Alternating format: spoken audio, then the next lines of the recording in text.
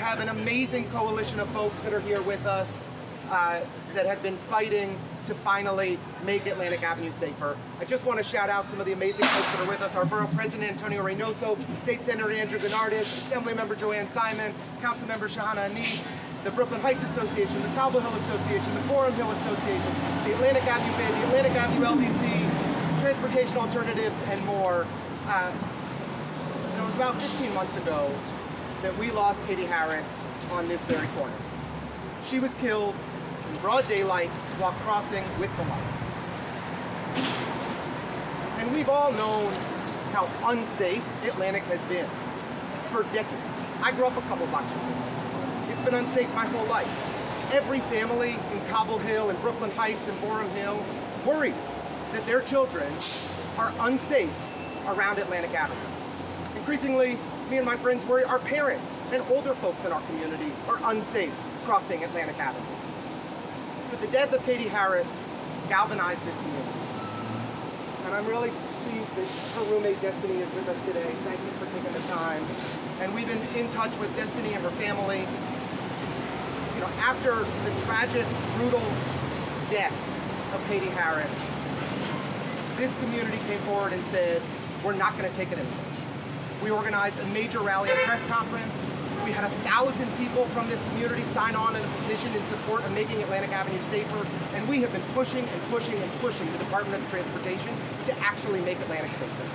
And so we have some good news today. We have a mid-block crossing that's being installed between Court and Clinton. We're optimistic that another mid-block crossing is going to be installed between Clinton and Henry.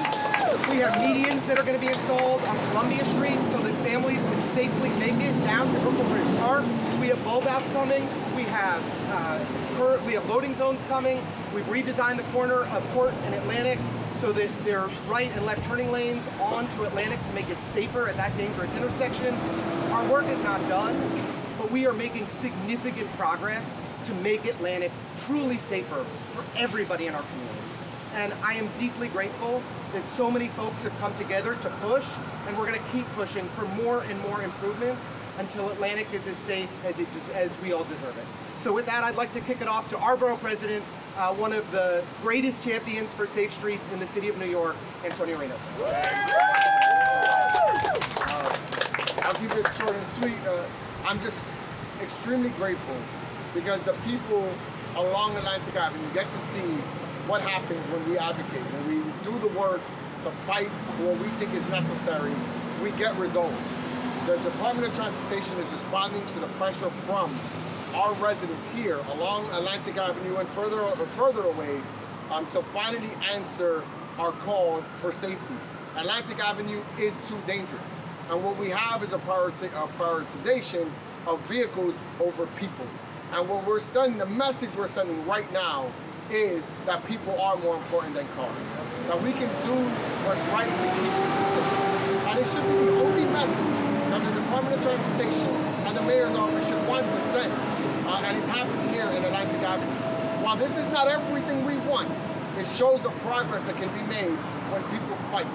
What we don't want is that people's lives have to be lost for us to see these types of changes.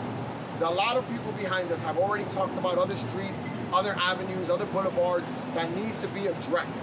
Let's not wait for another person to die before we make these changes. We could have saved Katie's life with simple work that we're seeing here today. Let's do that for the rest of Brooklyn and the rest of these areas. But I just want to thank, again, the advocates and the people in and along Atlantic Avenue that stood up and fought and are now getting these results. Thank you so much, and don't forget to spread love. It's the Brooklyn Way. Thank you.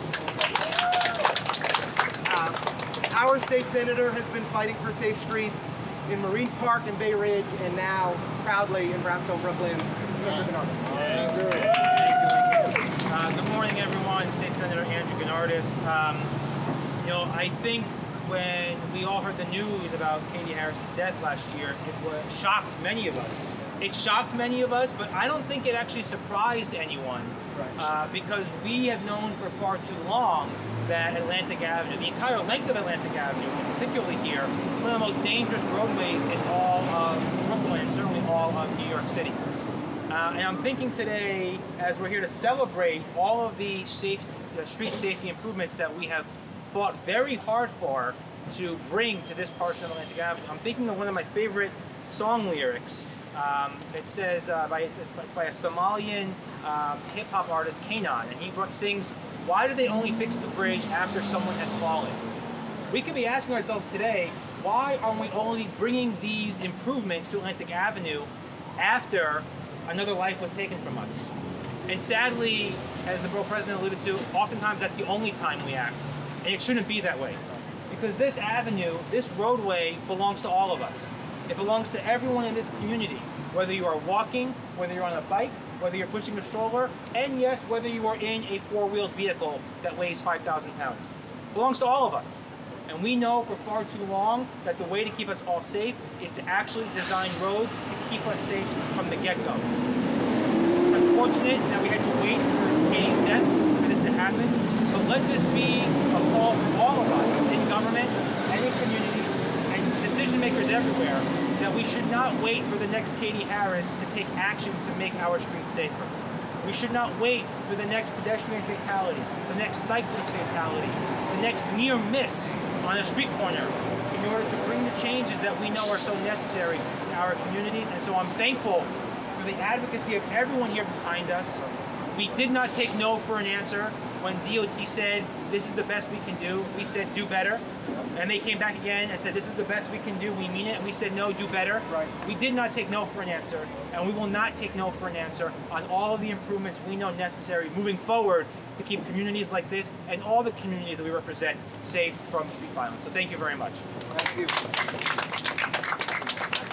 Andrew has been a champion in Albany fighting for safe streets, and as has our assembly member, who has been fighting to make Atlantic safer, I think longer than anybody here, maybe harder than anyone here.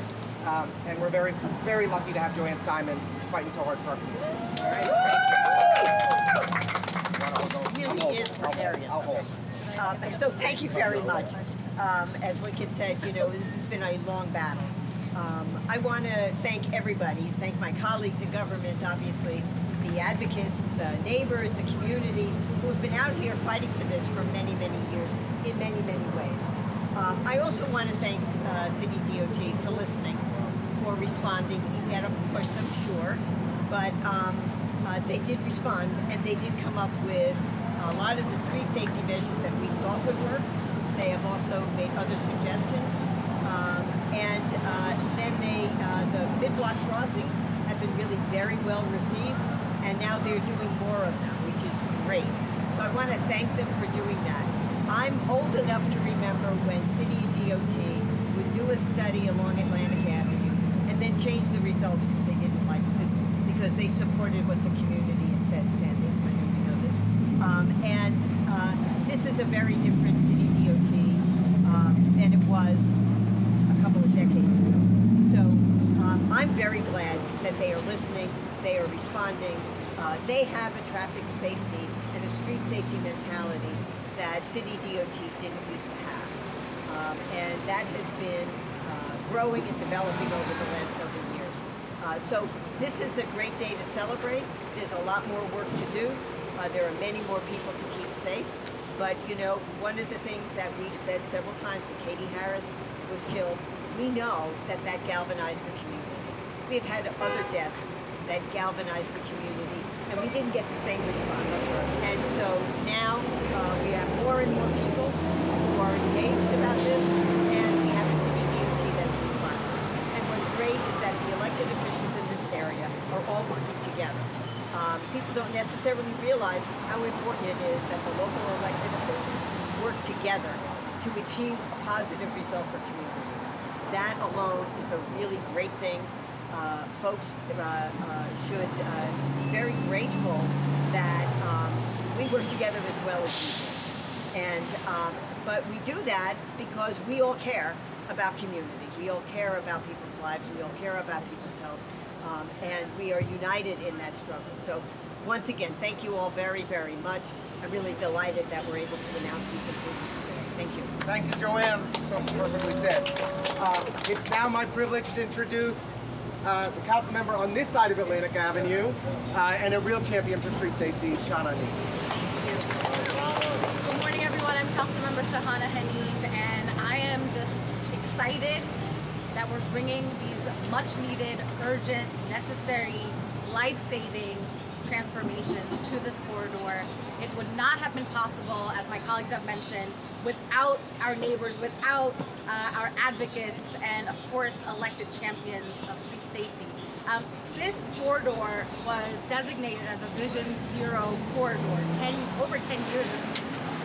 So we've known just how dangerous going through Atlantic Avenue is on so many parts of this stretch.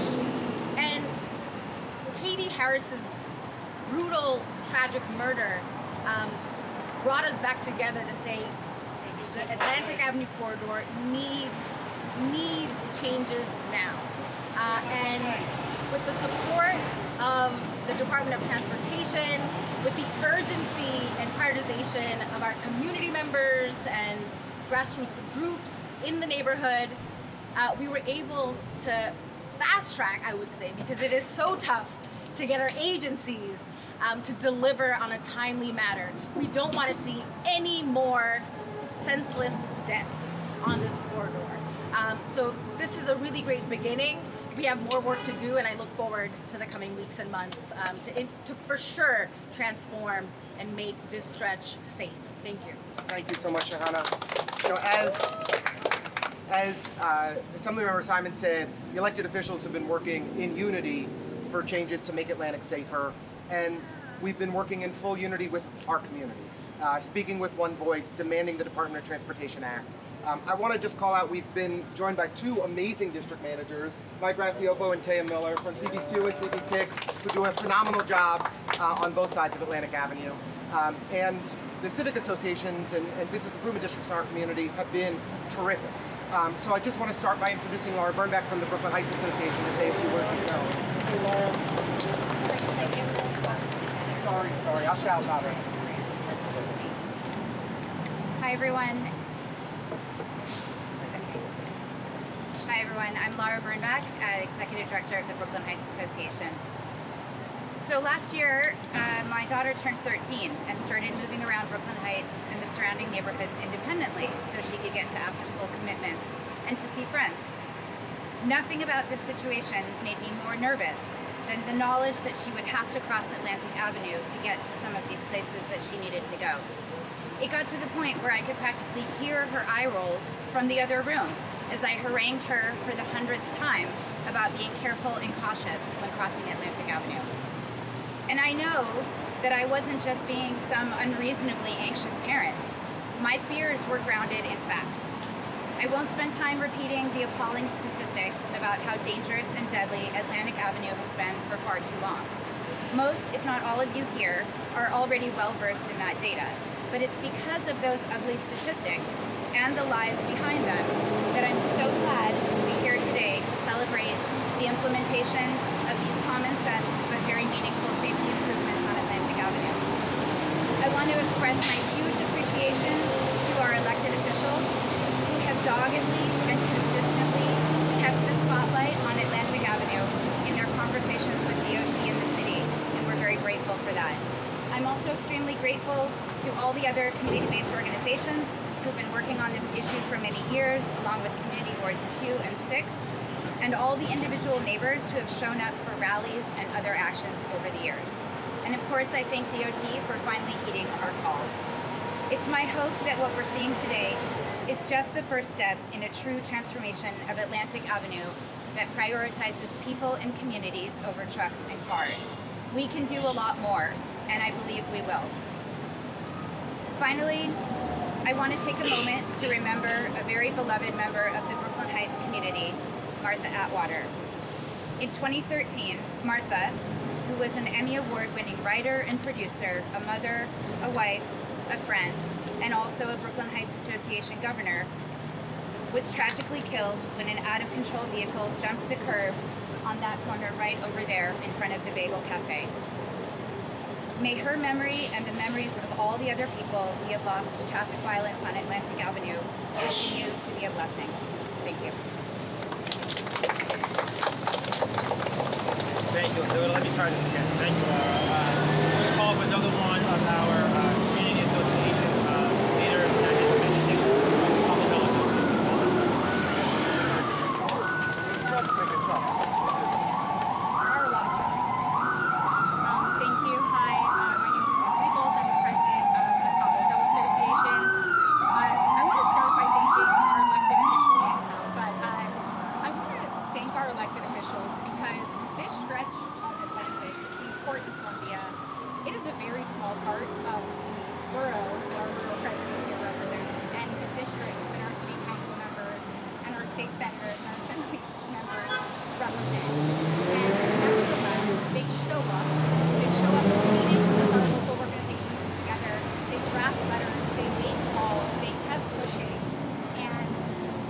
very much thanks to their advocacy that we are here today, and we know that we're going to continue to collaborate with them in the future. But I just want to say that as a local community organization, we cannot do this without our elected officials, and this group here has done a tremendous job showing up for what's ultimately a small part of what they represent, but a very important area to those of us here.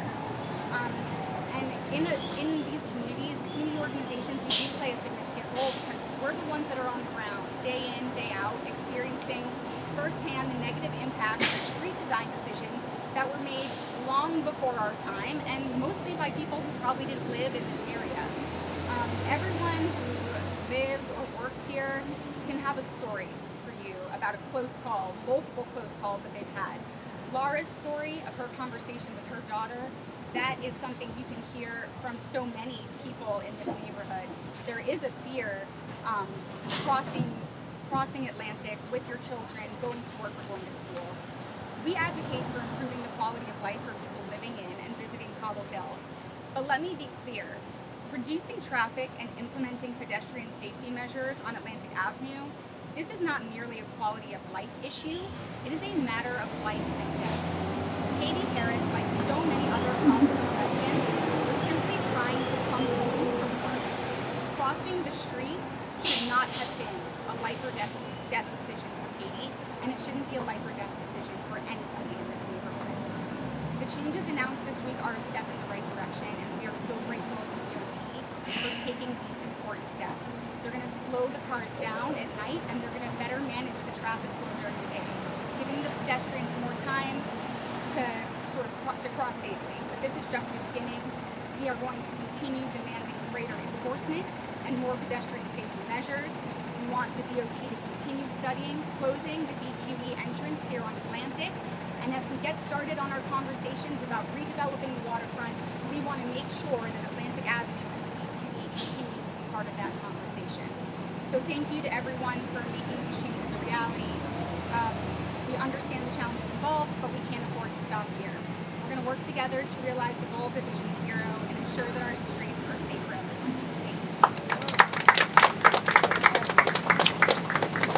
Thank you, Amanda. And now we're going to hear from the Executive Director of the Atlantic Avenue Bank.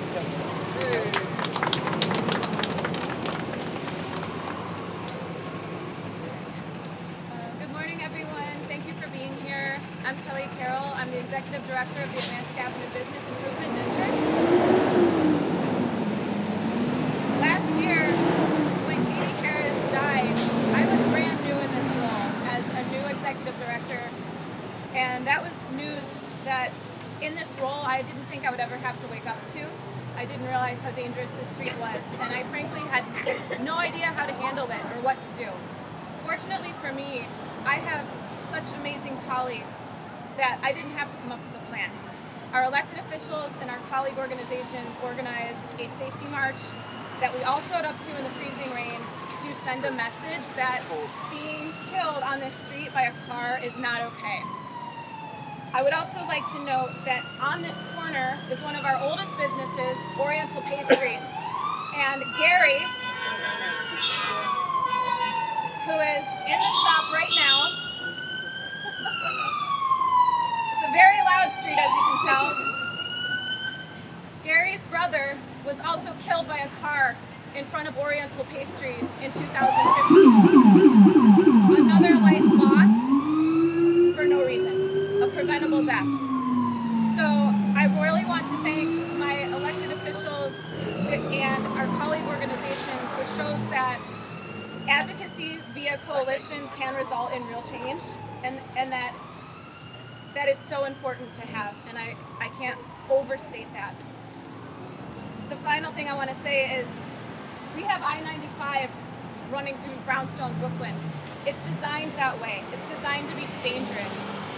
These new interventions will implement design elements to make the street safer and slower, and we hope that this is just the beginning because there's more work to be done. Thank you.